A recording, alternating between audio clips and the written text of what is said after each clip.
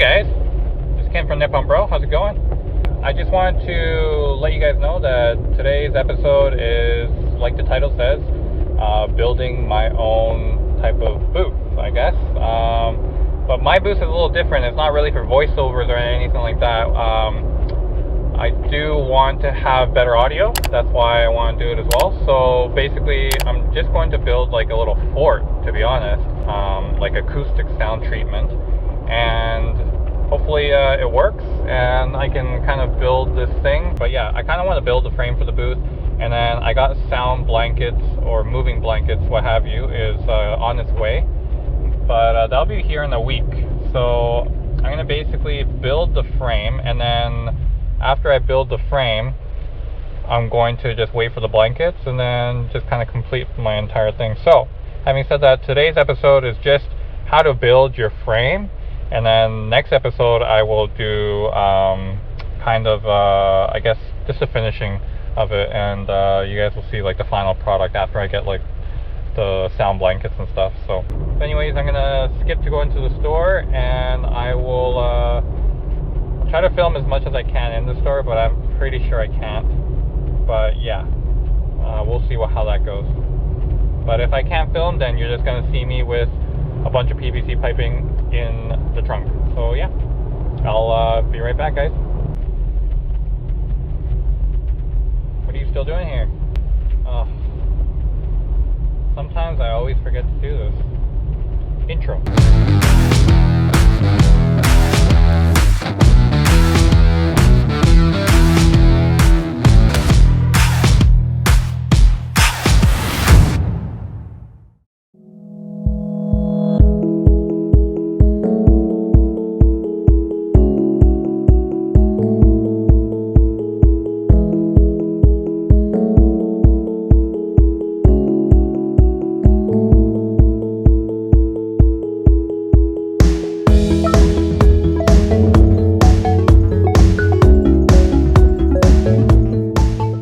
So basically, I can only get one kind of, I guess, view of the store that I was at, just me getting some pipes. Otherwise, it felt really awkward because there was a couple people kind of staring at me. So basically, I just didn't want people to feel like they were being filmed, and it's a big kind of deal here in Japan to get filmed, and if you don't have their permission, they can easily sue you for whatever reason. So something that I didn't want to risk. But especially in stores, they usually don't allow you to film in certain stores. So yeah, I kind of took a safe route and kind of filmed one thing and then got out of there, paid for my stuff, and now you see all this stuff here, and I am driving back home to be able to cut these, and hopefully I can build something out of it.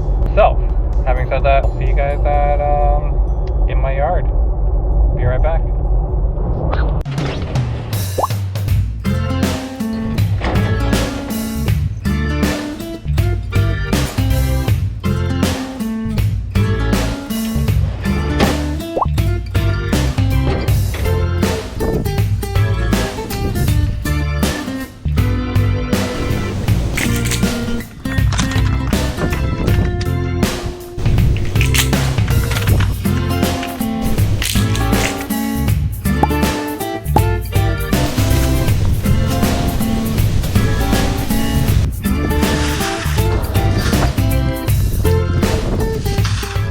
Materials I used were PVC pipes about 20 millimeters in diameter and total lengths of 3,000 centimeters, and the PVC joints types listed below, and some tape measure, and also a saw or pipe cutter that you have.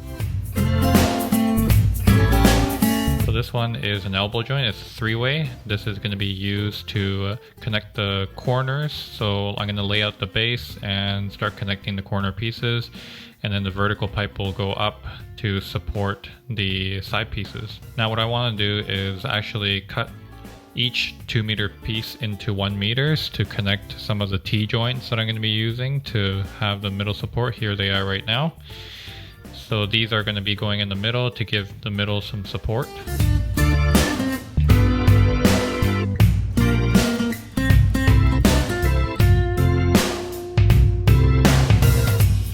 is a double T joint. This is going to go on the top bit, and that's going to be connecting the middle and also the cross beam that goes across to the other side, which gives the other side some support. As you can see, the wind is kind of blowing it a little bit.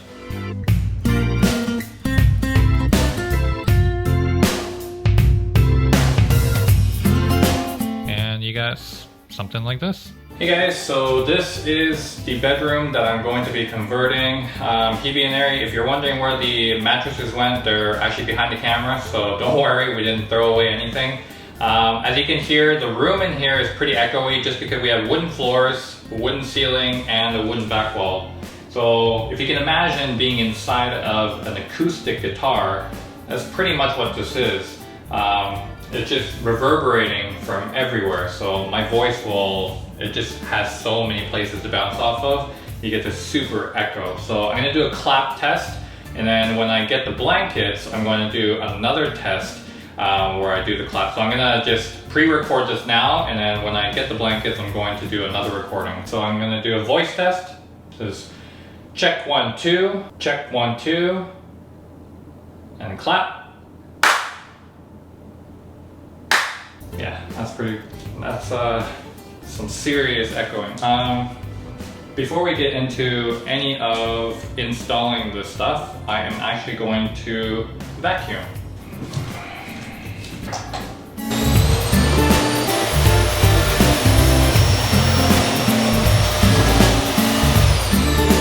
Well, that's done.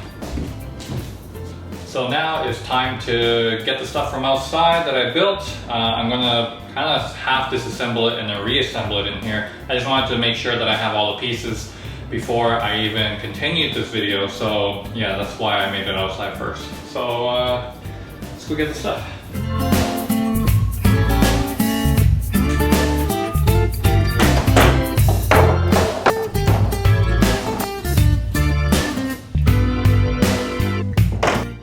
Pretty much all the pieces from outside.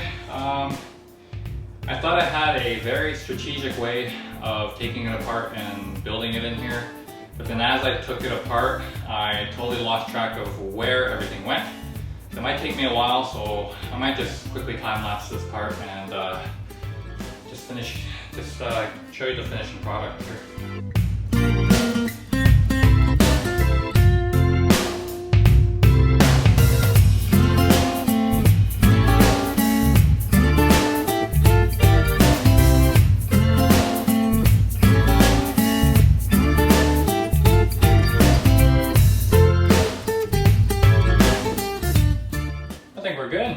So basically the idea is I'll have a table here, which is the table I moved out of here. I'll put that right here, and then I'm going to put my light when I get it over here and set up my laptop. I'll have a little bit of depth behind me so it can create that depth of field when I'm doing a headshot type of YouTube videos. And yeah, that's pretty much it. I think it turned out pretty good. The only thing is, it's a little bit wobbly, like, you know, it moves around. I might actually shrink it a little bit because it's kind of cutting over, I would say, about 10 inches past where I wanted to actually initially have it. And yeah, I don't know if it's gonna work that way. Kind of cutting more into this side of the room more than I wanted to.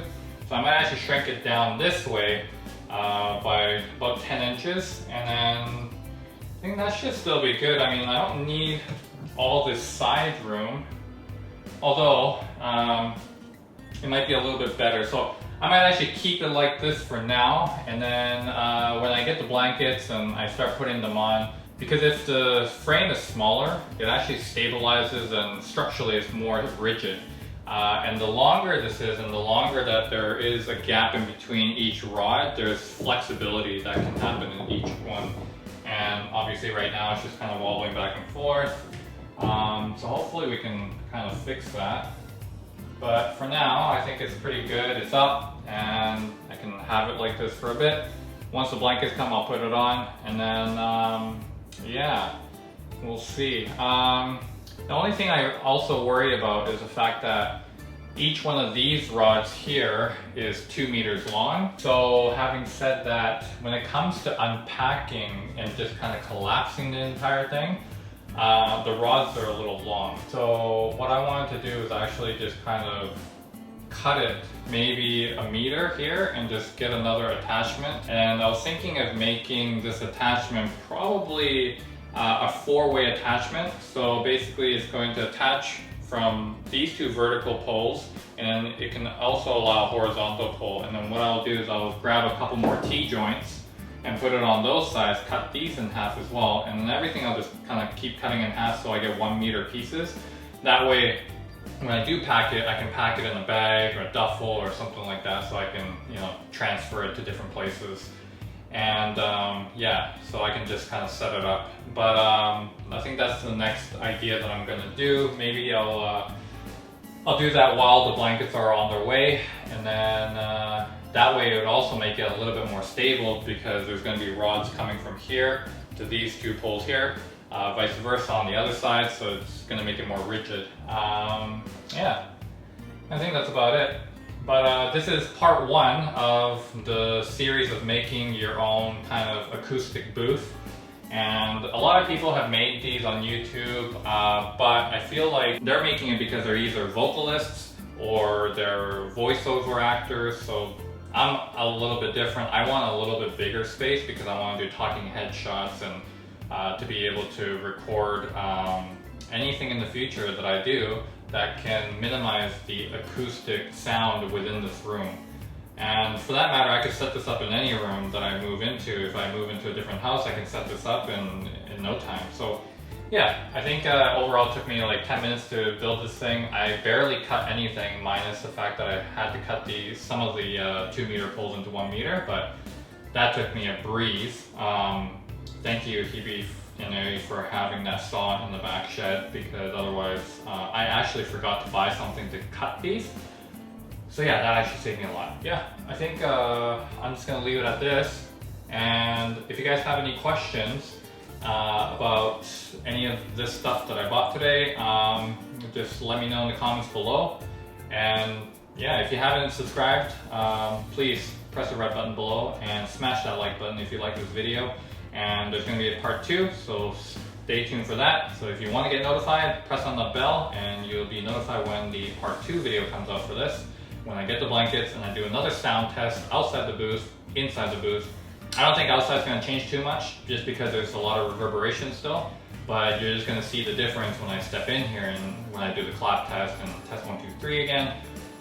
Should be a lot better. I'm hoping a lot better. So yeah, anyways, I will see you guys next week. All right, peace.